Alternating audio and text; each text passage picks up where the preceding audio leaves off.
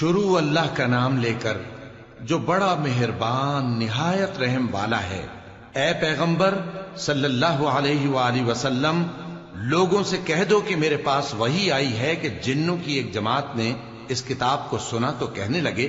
کہ ہم نے ایک عجیب قرآن سنا جو بھلائی کا رستہ بتاتا ہے، سو ہم اس پر ایمان لے آئے، اور ہم اپنے پروردگار کے ساتھ کسی کو شریک نہیں بنائیں گے، اور یہ کہ ہمارے پروردگار کی شان بہت بلند ہے، وہ نہ بیوی رکھتا ہے نہ اولاد،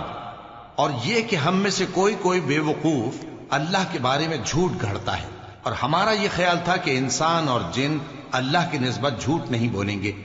اور یہ کہ بعض بنی آدم بعض جنات کی پناہ لیا کرتے تھے تو اس سے ان کی سرکشی اور بڑھ گئی تھی، اور یہ کہ ان کا بھی یہی اعتقاد تھا جس طرح تمہارا تھا کہ اللہ کسی کو نہیں زندہ کرے گا، اور یہ کہ ہم نے آسمان کو ٹٹولا تو اس کو مضبوط چوکیداروں اور انگاروں سے بھرا ہوا پایا،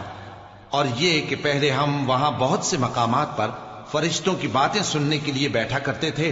اب کوئی سننا چاہے تو اپنے لیے انگارہ تیار پاتا ہے، اور یہ کہ ہمیں معلوم نہیں کہ اس سے اہل زمین کے ساتھ برائی مقصود ہے یا ان کے پروردگار نے ان کی بھلائی کا ارادہ فرمایا ہے، اور یہ کہ ہم میں بعض نیک ہیں اور بعض دوسری طرح کے، ہمارے کئی طرح کے مذہب ہیں، اور یہ کہ ہم نے سمجھ لیا ہے کہ ہم زمین میں خواہ کہیں ہوں اللہ کو ہرا نہیں سکتے اور نہ بھاگ کر اس کو تھکا سکتے ہیں، اور جب ہم نے ہدایت کی کتاب سنی اس پر ایمان لے آئے، سو جو شخص اپنے پروردگار پر ایمان لاتا ہے تو اس کو نہ نقصان کا خوف ہے نہ کسی طرح کے ظلم کا، اور یہ کہ ہم میں بعض فرما بردار ہیں اور بعض نافرمان ہیں، تو جو فرما بردار ہوئے وہ سیدھے رستے پر چلے، اور جو نافرمان ہوئے وہ دوزخ کا ایندھن بنے۔ اور اے پیغمبر صلی اللہ علیہ وآلہ وسلم،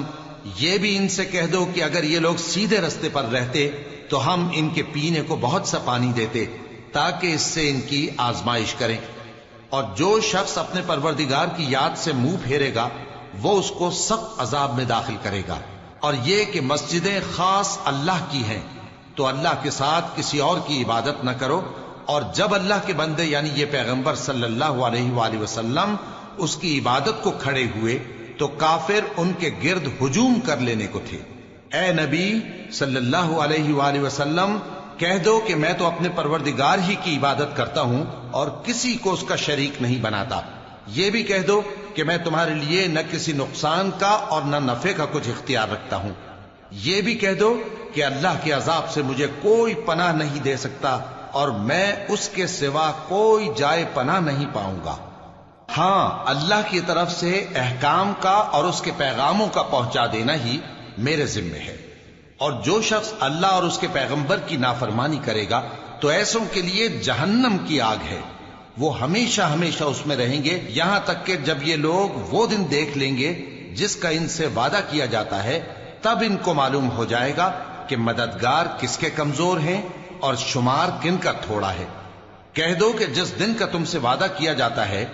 میں نہیں جانتا کہ وہ عنقریب آنے والا ہے یا میرے پروردگار نے اس کی مدت دراز کر دی ہے، وہی غیب کا جاننے والا ہے، سو کسی پر اپنے غیب کو ظاہر نہیں کرتا، ہاں جس پیغمبر کو پسند فرمائے اور اس کو غیب کی باتیں بتا دے تو اس کے آگے اور پیچھے نگہبان مقرر کر دیتا ہے تاکہ معلوم فرمائے کہ انہوں نے اپنے پروردگار کے پیغام پہنچا دیے ہیں، اور یوں تو اس نے ان کی سب چیزوں کا ہر طرف سے احاطہ کر رکھا ہے اور ایک ایک چیز گن رکھی ہے۔